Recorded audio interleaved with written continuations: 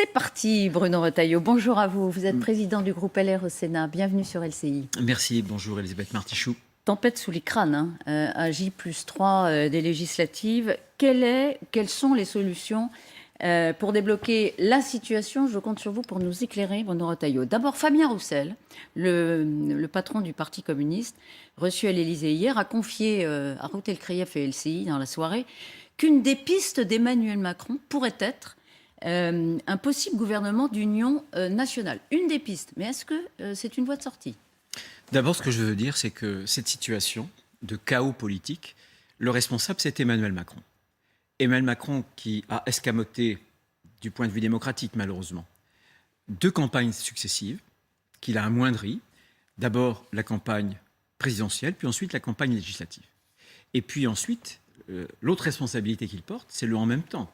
C'est le changement de pied permanent. Or, les Français veulent une clarté et ils l'ont sanctionné. Ils l'ont sanctionné avec les législatives. Alors, le gouvernement d'union nationale, je vais vous répondre en 2 temps. Premier temps, le gouvernement d'union nationale, ça n'est pas fait pour sauver un président de la République. Le gouvernement national, c'est quand la nation est menacée, gravement. 1914, Union sacrée, par exemple. Exactement. Ouais. Pas quand le président de la République perd une élection. En d'autres termes, l'objectif d'un gouvernement d'union nationale, c'est de mettre entre parenthèses le débat démocratique entre une majorité et une opposition. On n'est pas en temps de guerre, là, entre guillemets. Non, franchement, non. On n'est pas en 14. Vous dites Non, c'est mais le chaos, pardon, je vous prends au mot.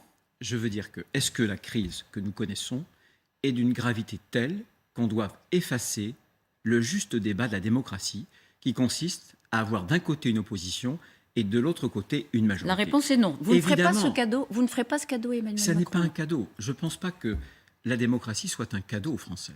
Je pense que aujourd'hui, les Français, d'ailleurs par leur vote, pourquoi est-ce qu'ils s'abstiennent? Tout simplement parce qu'ils pensent qu'il n'y a pas suffisamment de démocratie. Il ne faut pas les priver d'un débat démocratique. Ensuite, il y a quelque chose de curieux. Deuxième temps de ma réponse.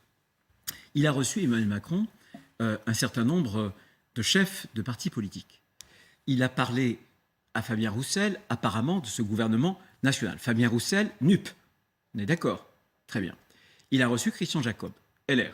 Il n'en a pas parlé. Il n'y en a pas parlé. Ça, c'est une information que vous nous donnez. Il n'y a aucun moment, devant Christian Jacob, le président a évoqué, mais comme une piste parmi d'autres, mais quand même, il n'a pas dit, il ne lui a pas demandé, est-ce que vous participeriez à un gouvernement d'union nationale si jamais on devait arriver là? Elisabeth Martichoux, j'ai pris le soin, avant de venir ici, de contacter Christian Jacob. Je lui ai demandé, mais j'entends qu'il a fait cette proposition à un membre éminent de la NUP, très bien, extrême gauche, donc, est-ce qu'il t'a fait la même proposition? Il a été clair, il a été net. Le président de la République ne m'a pas fait la proposition de participer. La conclusion que vous en tirez. Mais c'est la finasserie. C'est la finasserie. Il tente, je pense, un coup politique. Il veut essayer de se dédouaner aux Français. Et ça va être, à mon avis, le fil de ce quinquennat. Il va essayer de nous mettre le mistigris dans notre jeu de cartes pour dire, voilà, c'est eux les responsables de tout, du blocage et autres. Moi, je pense qu'il faut qu'on soit clair. Je suis partisan de la ligne d'une opposition qui soit une opposition d'intérêt général. On va y venir parce que je voudrais qu'on explore d'autres solutions qui ont émergé. Une formulée par Édouard Philippe, que vous connaissez bien, qui a clairement appelé à la constitution d'une grande coalition avec LR. On va voir une citation précise. Nous allons devoir constituer une grande coalition avec des gens qui spontanément n'ont pas envie de travailler ensemble, avec des gens qui se sont engagés sur des programmes différents, avec des gens qui se sont critiqués. L'idée, c'est que les Français n'ont pas donné de majorité absolue à Emmanuel Macron, mais ils n'ont pas non plus donné de majorité à un autre parti. Finalement, Édouard Philippe en tire la conclusion que les Français ont dit travailler ensemble. Est-ce que ce message, vous l'entendez? Non. J'étais avec beaucoup de députés qui ont été élus ou réélus, des députés LR hier. Le message qu'ils ont entendu, il est très clair de leurs électeurs. Les électeurs leur ont donné un mandat pour qu'ils s'opposent à Emmanuel Macron, pour qu'ils siègent dans l'opposition. Donc je réponds à votre question et à celle qui a été indirectement posée par Édouard Philippe. Il ne s'agit pas pour nous d'entrer dans un gouvernement de coalition. Pourquoi? Parce que ce serait trahir la volonté de nos électeurs, et encore une fois, arrêtons d'abîmer la démocratie, respectons les gens qui nous donnent des mandats. Ce serait trahir nos convictions, parce que nous ne sommes pas macro-compatibles. On a lutté contre un certain nombre de ces politiques pendant 5 ans et tout à coup, il y aurait un revirement. Personne n'y comprendrait rien. Et puis, ensuite, comment voulez-vous passer un contrat quand la confiance n'est pas là? Emmanuel Macron est l'homme de tous les retournements. Un jour, c'est M. Blanquer, héros de la laïcité. Le lendemain, c'est Pape Ndiaye. C'est l'inverse, c'est le wokisme, etc. Un jour, c'est le pognon de dingue. L'autre jour, c'est le quoi qu'il en coûte. Et enfin, ce serait un cadeau extraordinaire à faire aux extrêmes.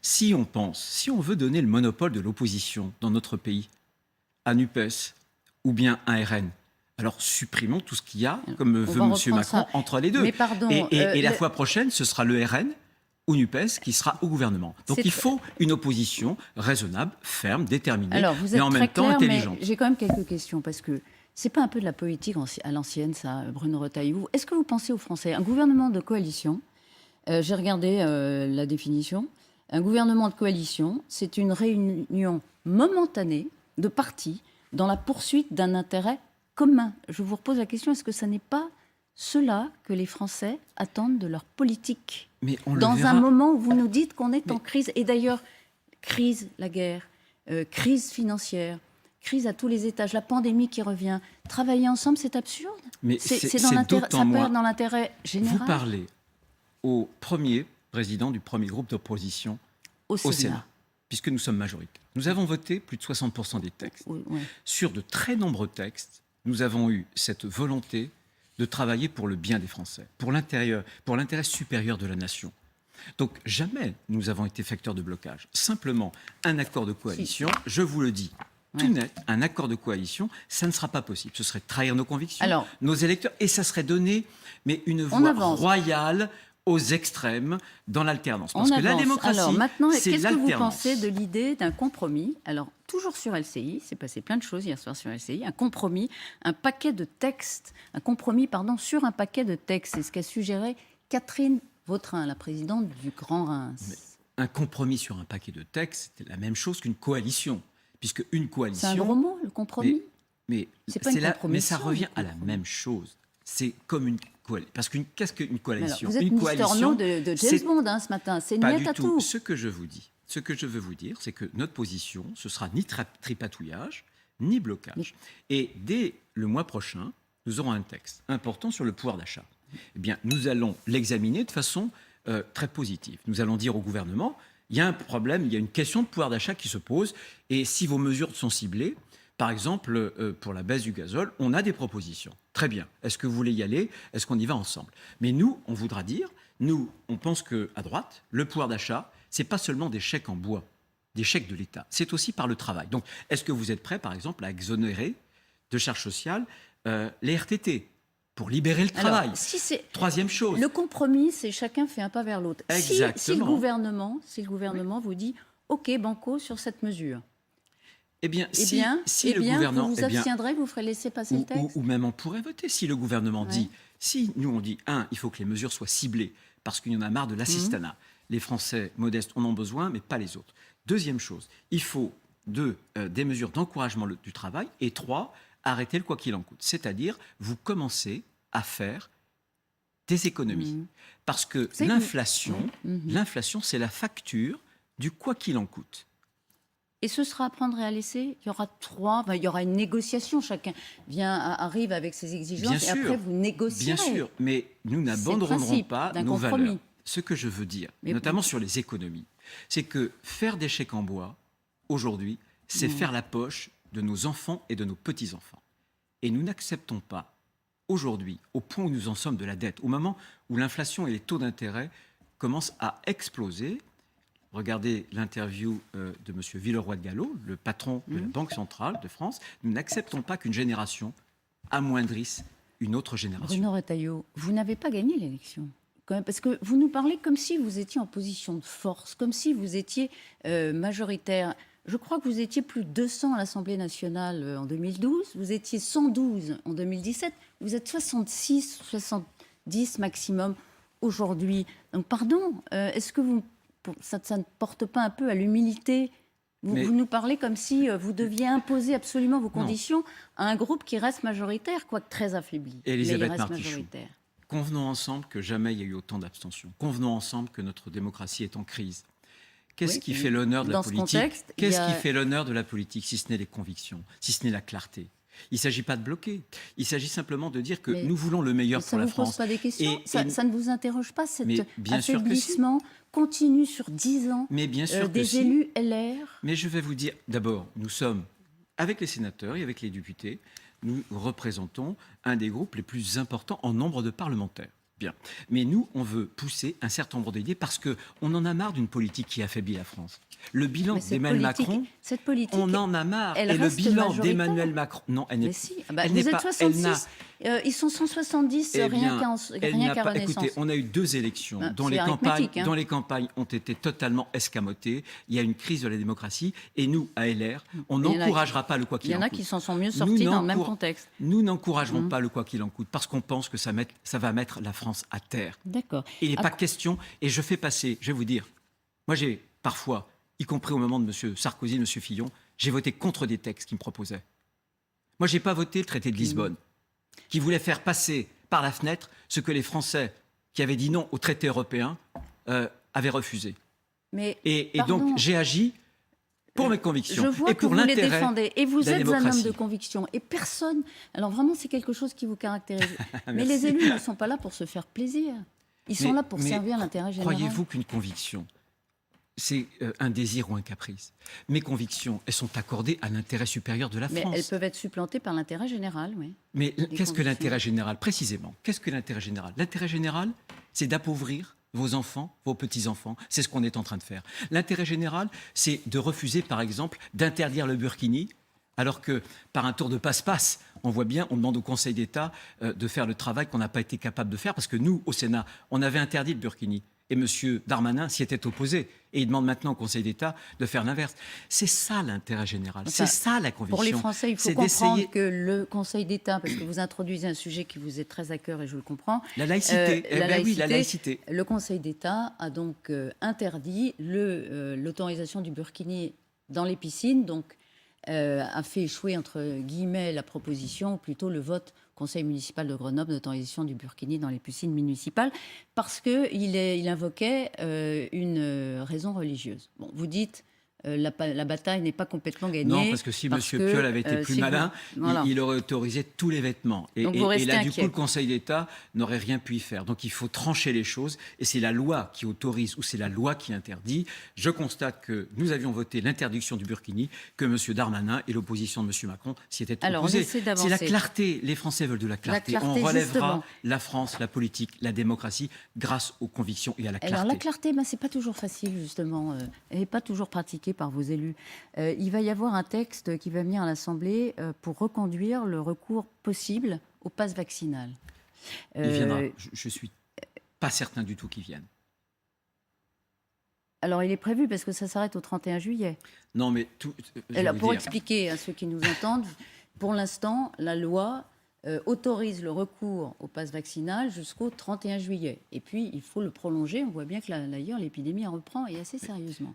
Je pense Donc, que la nouvelle situation. normalement, c'était un texte qui devait venir en juillet. Je rappelle qu'il y a des députés LR qui ont voté contre le pass vaccinal. Quand C'est je disais on c'est se leur fait liberté. plaisir, c'est leur liberté, mais ils prenaient aucun risque avec la C'est majorité leur dont liberté. disposait à ce moment-là le gouvernement. Là, aujourd'hui, avec la C'est leur majorité liberté. du gouvernement, s'ils continuent à se faire plaisir avec leur liberté, eh bien, le texte tombe. Mais- Ça n'est pas du tout la même Elisabeth responsabilité, Martichoux, Bruno Retailleau. Pardonnez-moi, quand vous dites Alors, ça, ou vous êtes pour ou émettez, contre le vous pass émettez, vaccinal vous émettez On va- un jugement de valeur. Vous Vous émettez, vous, croyez journaliste. Oui, absolument. Je trouve que là, vous tutoyez une ligne rouge. Vous n'avez pas le droit De dire quoi que, parce qu'un parlementaire vote dans un sens qui ne vous convient pas, qu'il se fait plaisir. Il poursuit les convictions. Et vous savez, moi, je l'ai voté. Et j'ai emmené mon groupe à le voter. Franchement, j'ai eu d'énormes Est-ce que vous incertitudes. êtes Et je d'accord pense pour qu'il n'a dire pas que servi à quand on ne grand-chose. prend- quand Et on je pense, sait, je vais quand vous dire, on prend- le non, pass je voulais juste vaccinal, dire, je Bruno crains que dans Retailleau. les faits, il n'est pas servi à grand-chose. Je le dis, alors que je l'ai voté, vous voyez. D'accord. Et parce je que veux je simplement pensais dire, que Bruno c'était Retailleau, l'intérêt et vous n'allez du pas pays. me contredire parce que c'est là aussi mathématique, quand on est sûr qu'un texte va passer compte tenu du caractère pléthorique d'une majorité, on peut effectivement faire un vote pour se faire plaisir si Mais Bah je ne oui, sais pas ce sur que le ça pass veut dire. vaccinal. Mais Bon, vous, voilà. vous participez... Non, mais dire ça, Elisabeth Martichoux, vous participez justement à la dévalorisation des élus. Comme si les élus, dans une situation ou dans une autre situation, se faisaient plaisir par caprice. Je vous assure, c'est difficile d'être élu aujourd'hui. C'est pas facile. Et quand on fait des votes, on essaie de le faire avec la force de ce que l'on pense. Des élus LR qui votent contre le pass vaccinal alors que le groupe demande à ce qu'on Et vote. il y a des élus, et il y a des élus de gauche, et il y a des élus. Mais c'est normal qu'il y ait une incertitude. Et très, très franchement, on voit bien que j'ai voté le pass sanitaire, j'ai voté le pass vaccinal. Autant je pense que le pass sanitaire était une bonne chose, autant je vous le dis aujourd'hui, j'ai des énormes doutes. Et il y a une instrumentalisation. Attendez, il y a une instrumentalisation par Emmanuel Macron qui avait dit, souvenez-vous, qu'il l'avait même écrit, donc relu, qu'il avait envie d'emmerder les Français. Donc là, qu'il avait envie d'emmerder les Français. Vous ferez quoi s'il revient le texte? Vous pensez qu'on peut relever la démocratie avec un président de la République et qui leur déniait en plus le statut de citoyen? Vous ferez quoi si le texte revient? On va l'examiner. J'en discutais avec Philippe Bas, qui est un juriste excellent, au Sénat, qui m'indiquait d'ailleurs qu'il avait des doutes sur l'utilité. Il avait des doutes sur l'utilité de ce texte. Je ne suis pas du tout sûr que ce texte vienne parce que la situation politique actuelle va obliger le gouvernement à choisir ses textes. D'ailleurs, ce n'est pas plus mal. Si la France a moins de textes, elle s'emportera beaucoup mieux. Il y a beaucoup trop de lois. Moi, je prône l'abstinence textuelle, voyez. Un député n'est pas là pour résister, mais pour construire, dit Laurent Berger, le patron de la CFDT. Vous souscrivez? Oui, alors je lui renvoie aussi finalement ce qu'il dit. Un syndicat est là aussi, non pas pour résister, mais pour construire. J'ai observé ce que son syndicat avait dit sur la réforme des retraites. Ils ont dit ni le recul de l'âge, ni l'augmentation de la durée des cotisations. Est-ce bien responsable? Je me souviens que c'est le CFDT qui portait aussi les 35 heures. Alors, je pense que les 35 heures ont appauvri les ouvriers français. C'est chaud quand même chez vous, parfois. Bruno Retailleau, il y a des jeunes élus cités dans le Figaro hier qui disent ceci, on va le voir. Hortefeux, Dati, Morano, Copé sur les plateaux de télévision, c'est fini, on n'en veut plus. Regardez où ça nous a amené, moi ça vous fait rire. Tous ces commentateurs de plateau, on se passera de leurs conseils, c'est signé, moi c'est pas anonyme. Il assume. Julien Dive, élu dans l'Aisne. Dites donc, c'est la guerre des générations, là. Non, il ne faut pas que ça soit la guerre des générations. Mais c'est un peu... Mais je vais vous dire, vous connaissez la chanson de Brassens? Le temps fait rien à l'affaire. Oui. Moi, je connais des vieux cons. C'est sûr, j'en connais. Vous la chanteriez? Et je connais aussi des jeunes cons. Non, mais non. La France est tellement fracturée. On a une fracture générationnelle, on a une fracture sociale, on a une fracture territoriale. N'ajoutons pas aux fractures. C'est le rôle de toutes les jeunes générations d'essayer de pousser. Vous leur dites quoi? Parce que c'est rude quand même comme formulation. Vous leur dites quoi? Je leur dis qu'ils prennent part. Je pense que la politique, c'est pas une question d'âge. La politique, encore une fois, c'est la question d'idées, de convictions à proposer, de projets. Et on a besoin d'eux parce qu'ils ont sans doute une vision des choses différente. Regardez Aurélien Pradier. Regardez où ça nous a menés, dit-il. Regardez Aurélien Pradier. Ils ont tort. Mais il veut porter la question sociale. Est-ce qu'ils ont tort sur le fond? Mais je pense que là, ils ont tort sur le fait de se prévaloir d'un âge, d'une génération pour s'opposer à d'autres générations. C'est pas ça la société et on a besoin de toutes les générations. Ils ont raison sur le fait qu'il va falloir faire des inventaires, bien sûr, et que souvent notre passé a été un passif. Donc pour moi, c'est pas tout ou rien. Je suis prêt à tout entendre. Mais de grâce, ne faisons pas un clivage entre les âges parce que les Français s'en fichent. C'est pas le problème des Français. Vous leur dites calmez-vous, ça va bien se passer. Hein? Non, même pas. Ils ont le droit de Gérard citer, Larcher, vraiment. votre président du Sénat, figure de sage, n'évoque pas. Je vous le confirme. N'évoque pas d'ailleurs ce conflit interne dans une interview au Parisien ce matin, mais il confirme que la page est tournée avec Nicolas Sarkozy. Ça veut dire quoi? D'abord, est-ce que c'est vraiment tourné? Pourquoi? Oui, et ça veut dire quoi? Bien sûr que c'est tourné. Bien sûr que c'est tourné. C'est tourné notamment chez les militants. Dans les dernières semaines des élections présidentielles, j'étais un de ceux qui continuaient à faire des réunions publiques et il y avait beaucoup de militants et à la fin des réunions, souvent, on donne la parole. Il y a des questions. Et vous n'imaginez pas la dureté de ces prises de parole de militants, mais qui s'étaient donnés corps et âme dans toutes les batailles de Nicolas Sarkozy. Il avait été à ses côtés. Et le mot qui revenait, c'était l'écœurement. Oui, il y a désormais une page qui s'est tournée et Gérard Larcher a raison d'utiliser ce terme. Mais ça veut dire qu'il n'est plus la figure tutélaire, ça n'est plus un exemple, ça n'est plus quelqu'un qu'on va consulter. Tous les élus LR allaient défiler chez lui, compte tenu de son charisme, de son autorité, évidemment, de sa présidence. Bien sûr, c'est ça. C'est ce et donc c'est fini, ça. Et c'est fini, absolument. Ça n'est plus un exemple politique. Non. Je le dis, je l'affirme ce matin. Devant vous et devant vos téléspectateurs. Avec quel sentiment?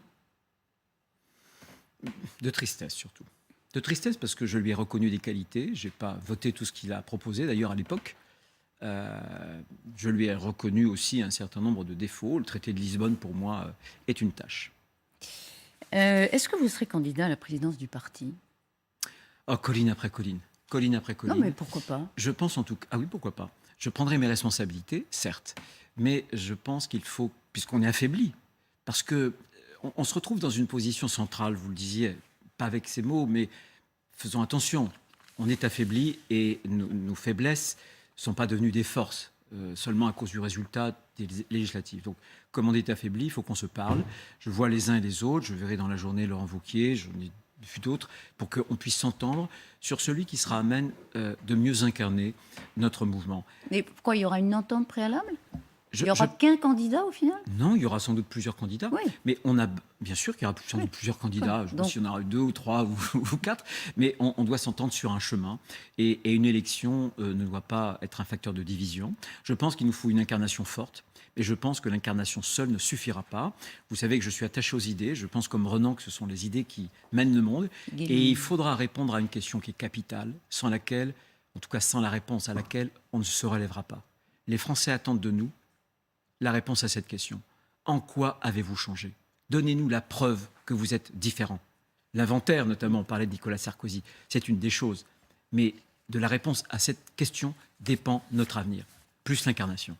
Alors vous reviendrez en parler évidemment sur LCI parce que ça ouvre des abîmes de pistes sur la ligne LR qu'il faudra enfin trancher. Bien sûr, bien sûr. Elle ne l'a pas été. Non, mais déjà, il y a l'élection du président du groupe dans quelques heures qui nous donnera une première indication. C'est qui votre candidat? Ah non, je suis sénateur, non, je suis président. Pas d'ingérence. Non, pas en tout cas, d'ingérence. vous n'excluez pas d'être candidat à la présidence. Non, mais j'exclus rien parce que j'ai à cœur de relever ma famille politique. Oui, ça vous intéresse. Merci beaucoup Bruno Retailleau d'avoir été ce matin sur le plateau de LCI.